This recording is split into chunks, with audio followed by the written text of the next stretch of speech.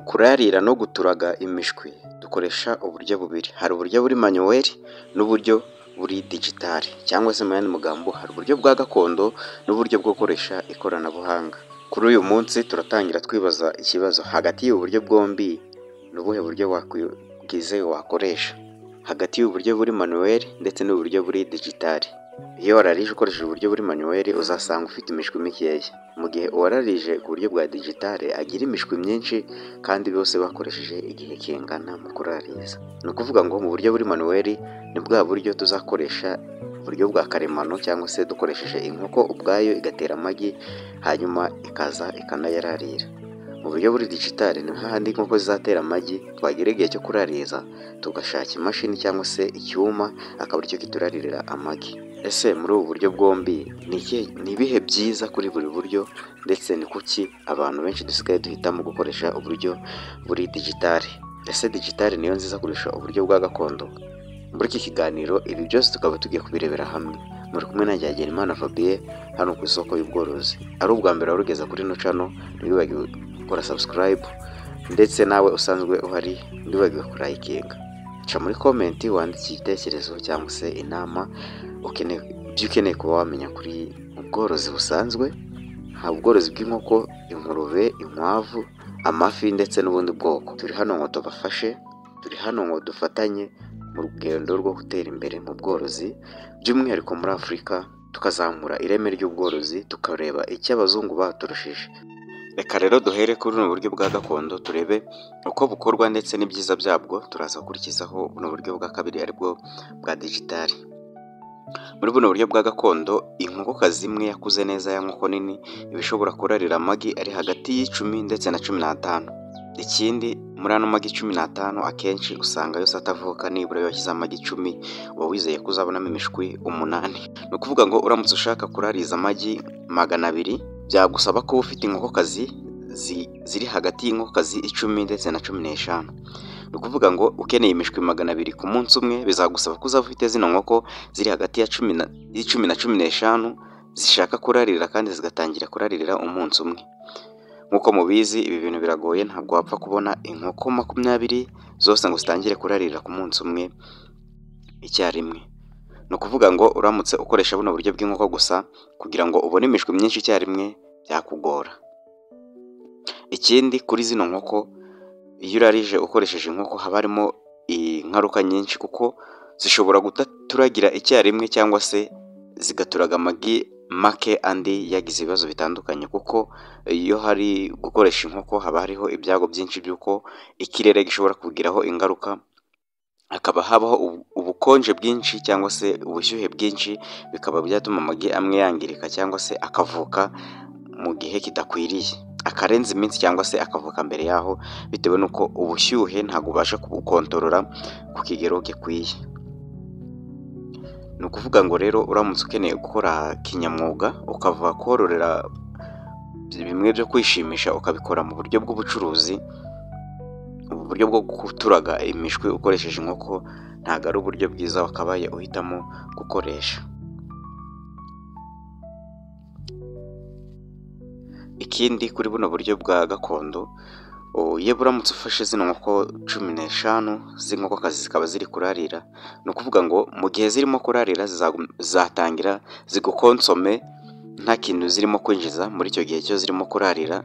Wibuke ko kandi iyo urukura inkoko yawe irimo kurarira muri egg period, ntago iya nkoko yawe iba ikirimo gutera, iba yarahagaze gutera, ahubwo irimo kurya ibiryo irimo kurarira aricyo iri gukora cyonyine. Ni ukuvuga ngo aho iterambere rigeze, aribyo nabwiye ngo ino video nayikoze kugira ngo turebe ibyiza byo gukoresha ikoranabuhanga mu bworozi. Mu buryo bw'ikoranabuhanga rero niho duhita tuvuga nti reka dukoreshe uburyo bw'ikoranabuhanga, ko urumva zino nkoko yaba mu gukoresha inkoko hashobora kuba hararirwa amagi ari muri 10-15 akavukamo imishwi nibura 8, cyangwa se nabwo ugasanga ibuzemo bitewe n'ihindagurika ry'ikirere, harimo ubushyuhe ndetse n'ubukonje birimo bihindagurika, bikaba byaba byinshi kuri resistance ya nkoko, bigashobora kuba byagutera mu bihombo. Niho duhita tuvuga rero reka dukoreshe ikoranabuhanga. Ese ikoranabuhanga muri buno buryo bwo kurarira no guturaga rikoreshwa gute? ese ryaba ari ryo ryiza gusumbya buno buryo nk'uko tububonye. Gusa mu busanzwe aho iterambere rigeze ku bantu bashaka gutera imbere, bashaka gukoresha uburyo bw'ikoranabuhanga, nibwo buryo bwiza kurusha buno buryo bwa gakondo. Ahubwo inkoko aho kugira ngo igere muri kino gihe cyo kujya kurarira, wowe wagakwiye guhita uyima amagi, ahubwo ukayikorera icyitwa dwarming, ukaba washyira ya nkoko mu mazi, ubundi igahita ifata icyumweru kitarenze kimwe bibiri, ikongera igatangira gutera. Ni ukuvuga ngo ukajya uyibona nk'umusaruro w'amagi gusa, ntuyikureho umusaruro wo kuba yararira, ukikoreshereza buno buryo bw'ikoranabuhanga, ari nabwo tugiye kuba twabona. Mu basanzwe bakurikira amasomo dutanga kuri WhatsApp bamaze kumenyera ko gukoresha uburyo bw'imashini aribwo bwiza kurusha buno buryo bwo gukoresha inkoko yawe. Inkoko yawe ahubwo igakora nk'uruganda rwo gutera, ikajya iguha amagi yonyine, nduyikeneraho imishwi. Wakenera imishwi ugakoresha buno buryo bwitwa incubation cyangwa se incubator, ugakoresha ino mashini tugiye kuba twakurikizaho tubabwira nayo uko ikora, cyane ko ari nayo ikora ibintu mu buryo buri professionnel. Kuri wowe rero ushaka korora bya kinyamwuga kandi mu buryo bwagutse, ntabwo wakabaye ukoresha inkoko mu buryo bwo guturaga, ahubwo wakabaye ukoresha imashini, ubundi ugatangira ukarya inyungu ziva mu bworozi. Reka noneho turebere hamwe ku bijyanye no gukoresha ikoranabuhanga, ari nabwo twavuze tuzakoresha ino mashini dukunze kwita incubator. Ino mashini rero akaba ari imashini ikoresha ikoranabuhanga rivuguruye ndetse mu buryo bwa siyansi, ku buryo ari imashini ibasha gupima ubushyuhe bukenerwa kugira ngo igi ribashe kuba ryatanga umushwi. Noneho ubwo bushyuhe akaba ari bwo ya mashini yapurika kuri rya gi nyuma y'iminsi 21 cyangwa se 28 cyangwa se 10 bitewe n'igihe iryo gi washyizemo rimara kugira ngo rivuke, ubundi iyo mashini ikagufasha kubabona umushwi muri iyo minsi yagenwe kuri ubwo bwoko bw'igi wakoresheje. Ni ukuvuga ngo ino mashini yo ikikora ipima ubushyuhe bukenewe ndetse n'ubukonje buri bukenerwa kuri rya gi kugira ngo ribashe kuba ryavuka. Aho ritandukanira n'inkoko nuko inkoko bwa bushyuhe bushobora kuba bwayibana bukeya kuri amagi runaka, akaba havuka amagi makeya. Ni ukuvuga ngo iyo hari ubukonje bwinshi bushobora kwibasira ka gace washyizemo ya nkoko yawe, ikaba yabasha gusohora ubushyuhe budahura n'ubw'amagi akeneye. Ariko kuri ino mashini yo irabupima, ibifiteho igice gipima ubushyuhe ndetse na humidite ikenewe mu magi kugira ngo y'amagi yawe azabashe kuvuka neza. Aho twabonye ko ushobora kuba wakenera umubare munini w'inkoko, nk'inkoko 30 cyangwa se 40 kugira ngo urarire amagi ari muri 500. Ahangaha rero ukoresha imashini imwe kandi ntoya, igakoresha n'ubuso butoya aho wayiteretse. Ni ukuvuga ngo ahantu inkoko 30 cyangwa 40 wakabaye uzishyirira ibiriri byazo cyangwa se isasiro ngo zibashe kuhararirira, haba ari hatoya cyane ugereza ku mashini, kuko imashini yo ikenera icyumba gitoya cyane kugira ngo uyiterekemo byonyine. Ni ukuvuga ngo rero uramutse ukoresheje imashini byaguhereza inyungu nyinshi kurusha uko wakoresha inkoko cyangwa se bwa buryo bwa gakondo. Ikindi cyiza twavuga cyo ku mashini, imashini ibasha kuba yagenzura ibihe. Ni ukuvuga ngo nk'uko twavuze haruguru, mu gihe cy'ubukonje ndetse no mu gihe cy'ubushyuhe, imashini yo izamenya ubushyuhe izakoresha. Ntabwo izigera ibangamirwa no kuvuga ngo hanze harakonje cyangwa se harashyushye. Yo izakoresha mo imbere ubushyuhe bukenewe ku magi. Twagera noneho ku cyo kuba twabirindura amagi. Hari igihe nk'inkoko ihereza amagi akayibana menshi, amwe ndajya ibasha kuyabirindura. Hano ku mashini ho harimo icyo twakita nk'igice cya kabiri cy'imashini, aho dusangaho imashini zitwa automatique akaba ari imashini yihindurira amagi ubwayo bidasabye ngo ugende uyabirindure. Ni ukuvuga ngo iki gice cya kabiri cyo twavuga ku mashini kikaba ari umwihariko nanone watuma uhitamo gukoresha imashini, kuko yo ufite ino mashini automatique amagi ubwayo aribirindura ku kigero cya degree Celsius 180 muri gihe runaka wayisetinzeho, ubundi nabyo bigatuma ibasha kuba yakora akazi neza gusumbya gukoresha buno buryo bwa gakondo. Ikindi twakongeraho twavuga ku kijyanye na biosecurity cyangwa se isuku ndetse n'umutekano wo ku magi. Ni ukuvuga ngo akenshi inkoko irimo kurarira igicishamo igasohoka ikajya gufata ibyo kurya hanze, rimwe na rimwe ugasanga uraza kuyibirindurira bitewe n'umubare wayihaye w'amagi, kuko uba ubona ko nawe ubwawe iyi nkoko itabasha kuyabirindura yose ngo ibivemo.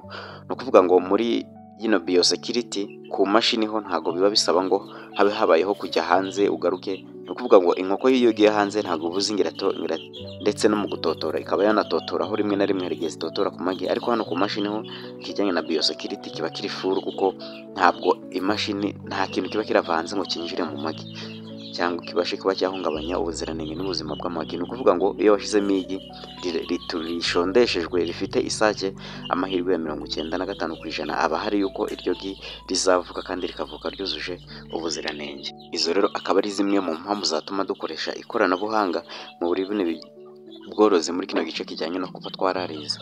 Ikoranabuhanga rero mu bworozi bw'amatungo ntago bigarukira kuri buno buryo bwo kurariza bwonyine, ahubwo ushobora kuba wakoresha ikoranabuhanga no mu bindi byiciro dukenera hano mu bworozi.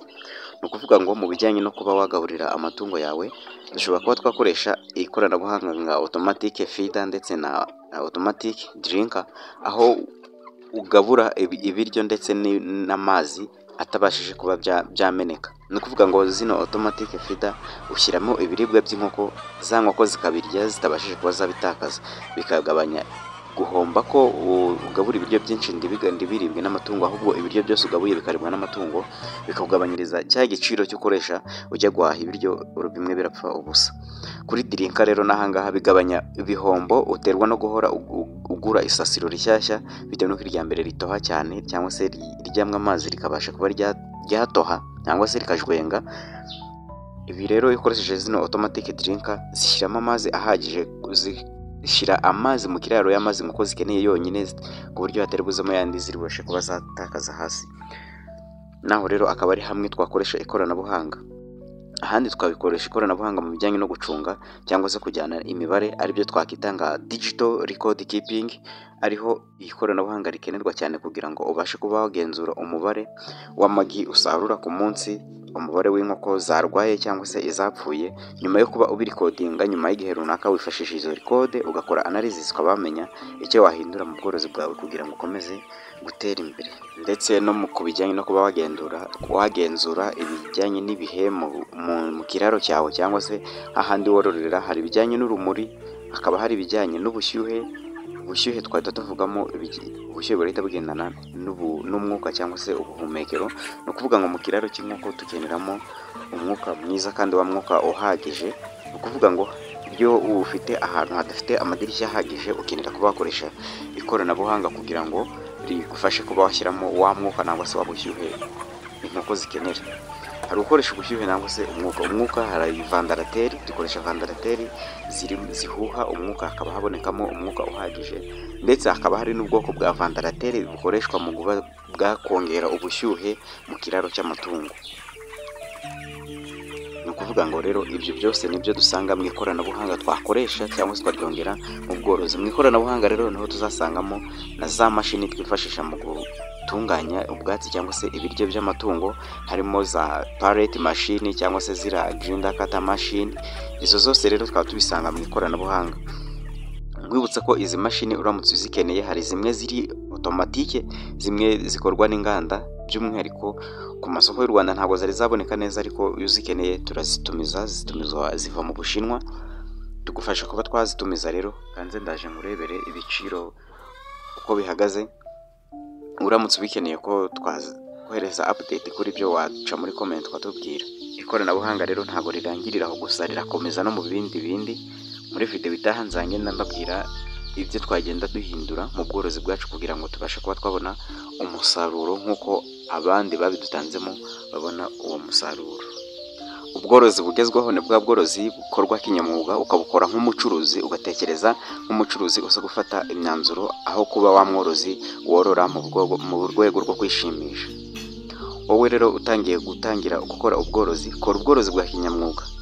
Tangira ugura imashini incubator, utangire urariza amagi ndetse unorere imishwi wivukishirije, ndetse tandukana na bwa bworozi bwo kwishimisha, ubukore kinyamwuga. Kora ubworozi ukora nk'umucuruzi ushora amafaranga. Reka dutandukane na bwa bworozi dukora twishimisha, dukora mu byasagutse, ahubwo dukora ubworozi bwa kinyamwuga. Wowe uvuge nti yaba ngiye gukora ubworozi runaka, nk'uko uzi ko umucuruzi afata umushinga wa miliyoni 15 agatangira agashinga botike, nawe vuga ati izi miliyoni 3, miliyoni 5 ugiye kuzikoresha mu mwuga w'ubworozi, ureke kubikora wishimisha, kuko korora nabwo ni akazi kandi kunguka kandi gatunze benshi hano kuri ino si. Reka nkubwire wowe ugiye kuba watangira ubworozi, turagushyigikiye ngo utangire uno mwuga, cyane ko harimo abenshi bawugutanzemo kandi bakaba babayeho neza batunzwe n'uno mwuga. Akaba ari bimwe mu bihamya byakwemeza ko nawe ufite kuba watangira, ufite kuba washora muri uno mwuga. Reka tubashimire rero mwe mwatangiranye natwe kuva dutangiye ino video twira hano ku musozo. Mwari kumwe nanjye Hagenimana Fabien. Mugire ibihe byiza, naho utaha muri video itaha. Ca muri komenti utwandikire igitekerezo cyawe, ikibazo ukeneye kumenya. Ca muri komenti usige muri komenti ikibazo ushaka. Kora share ku nshuti zawe z'aborozi, nabo babashe kuba babona ano makuru nk'uko bari subscribe. Ciao ciao.